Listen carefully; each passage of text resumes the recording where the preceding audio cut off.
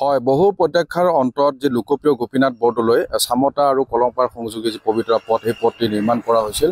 মাত্ৰ কিছুদিন পূৰ্বে নিৰ্মাণ কৰা হৈছে।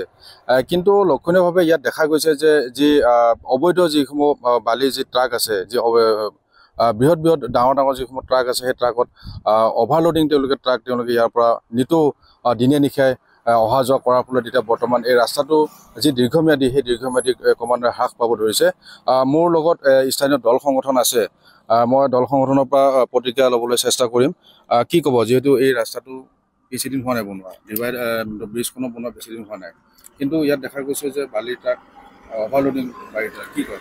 নিশ্চিতভাৱে এই যিটো পথ, এই পথটো এই স্থানীয় যি ৰাইজে বহুত সংগ্ৰামৰ ফলত বা আন্দোলন বা বহুত সংবাদকৰ্মীসকলে বাতৰি পৰিৱেশন কৰাৰ পিছত এই ৰাইজে এই ভাল এটা পথ পাইছে। কিন্তু ইয়াত এতিয়া মানে এনেকুৱা মানে গুণ্ডাৰাজ বা গুণ্ডা বাহিনী সোমাই পৰিছে। অভাৰলোড আপোনাৰ যি যান বাহন, বালিৰ পৰা ধৰি আপোনাৰ বিভিন্ন ধৰণৰ যি বাহন অহা যোৱা কৰি গোটেই পথটো মানে আপোনাৰ বেয়া কৰি পেলাই আছে বৰ্তমান। আৰু এই বালিৰ আপোনাৰ এই যি অভাৰলোড, যি মানে দৈনন্দিন যি ৰাতিৰ পৰা ৰাতিপুৱালৈকে যি অহা যোৱা কৰি আছে, আমাৰ প্ৰশ্ন বন বিষয়া ক'ত? বন বিষয়াই দিনত কলা চশমাটো পিন্ধেই, ৰাতিও তেওঁলোকে কলা চশমা পিন্ধে নেকি? কাৰণ ইমান অভাৰলোড যোৱাৰ পিছত বাৰু তেওঁলোকে ডাইৰেক্ট, আমি যদি স্থানীয় যুৱক বা স্থানীয় সংগঠনৰ যিখিনি বিষয়ববীয়া বা যিখিনি ল'ৰা বা যিখিনি মানে স্থানীয় ৰাইজ থাকে, তেওঁলোকে যদি বন বিষয়াক প্ৰশ্ন সোধে যে অভাৰলোডিং গাড়ী গৈ আছে, আপোনালোকে একো ব্যৱস্থা গ্ৰহণ নকৰে নেকি, তেওঁলোকে ডাইৰেক্ট দ্বিতীয়ৰ ফালে ঠেলি দিয়ে। কিন্তু দ্বিতীয়ই চাব আপোনাৰ নেশ্যনেল হাইৱে ৰোডত, বা তেওঁলোকে এই ভিতৰৰ গ্ৰাম্য অঞ্চললৈকে সোমাই নাহে। কিন্তু এইখিনি ঠাইতো তেওঁলোকে চাব লাগে।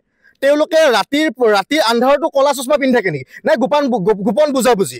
কিন্তু নিশ্চয় গোপন বুজাবুজি, তেওঁলোকৰ গোপন বুজাবুজি হয় যে এই বালি মাফিয়াবিলাক তেওঁলোকে সহযোগিতা আগবঢ়াইছে যে তোমালোকে গোটেই মানে যি মানে অভাৰলোড বালি অনা নিয়া কৰা আৰু এই পথটো এনেকৈ ধ্বংস কৰা। কিন্তু আপোনালোকক সকীয়াই দিছোঁ, বন বিষয়াসকলক আপোনালোকক সকীয়াই দিছোঁ যে আপোনালোক হৈছে আমাৰ অতিথি আৰু আলহী। আপোনালোকে ডিমৰীয়াত চাকৰি কৰিব কৰ্মসূত্ৰে আহিছে আৰু 5 বছৰ বা 6 বছৰৰ কাৰণে আপুনি চাকৰি কৰিব, কিন্তু তাৰপিছত আপোনালোকে নিজৰ টালি টোপোলা বান্ধি আপোনাৰ ঘৰখনলৈ যাব। কিন্তু এই ডিমৰীয়াৰ যি পথ, এই পথটো পাবৰ কাৰণে আমি আৰু 10 বছৰ 5 বছৰ আমি অপেক্ষা কৰিব লাগিব।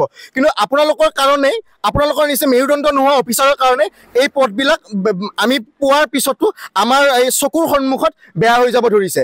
আমি বন বিষয়াক সকীয়াই দিছোঁ আৰু আপোনালোকক আমি অনুৰোধ জনাইছোঁ যে আপোনালোকে এই দুষ্কাৰ্য আপোনালোকে চলাই আছে বা যদি আপোনালোকে গম নোপোৱাকৈ চলি আছে, এইখিনি আপোনালোকে অতি সোনকালে বন্ধ কৰক।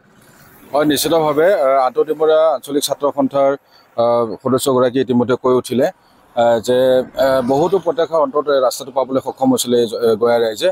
কিন্তু এনেদৰে যদি অভাৰলোডিং ট্ৰাকসমূহ চলি থাকে বালিৰ, তেতিয়াহ'লে এই যি ৰাস্তাৰ যি ম্যাদ আছে, সেই ম্যাদটো সোনকালে নাইকিয়া হৈ পৰিব।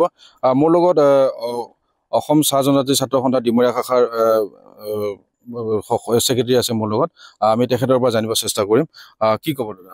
হয়, আজি খুব পৰিতাপৰ বিষয়, যি আমাৰ কলংপাৰ আৰু চামতা সংযোগী যি গোপীনাথ বৰদলৈ পথৰ আজি খুব কিছুদিনৰ আগতে ইয়াত নিৰ্মাণ কাৰ্য সম্পন্ন হৈছে আৰু কিছু ঠাইত আমি এতিয়াও যথেষ্ট নিৰ্মাণ বাকী আছে বুলি আমি অনুভৱ কৰোঁ। আৰু এই যি নিৰ্মাণ কাৰ্য কিছুদিনৰ আগতে হৈছে, তাত কিন্তু আমি দেখিবলৈ পাইছোঁ, আপোনালোকৰ বাতৰি যোগেদিও বা আমিও প্ৰত্যক্ষ কৰিছোঁ, বিভিন্ন সময়ত অভাৰলোডিং বালি ট্ৰাকবিলাক চলে। আৰু এই অভাৰলোডৰ বালি ট্ৰাকৰ ফলত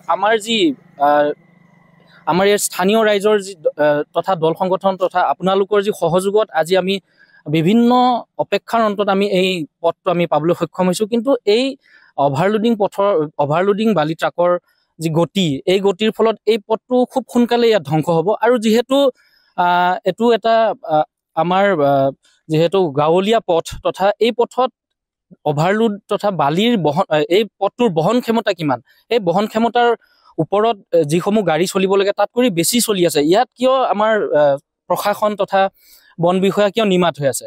আমি প্ৰশাসন তথা বন বিষয়াক আমি অনুৰোধ জনাব বিচাৰিছোঁ যাতে যিসমূহ ইয়াত কাৰ্যকলাপ অবৈধভাৱে চলি আছে, এই অবৈধ কাৰ্যকলাপসমূহ অনতি সোনকালে তেওঁলোকে বন্ধ কৰক।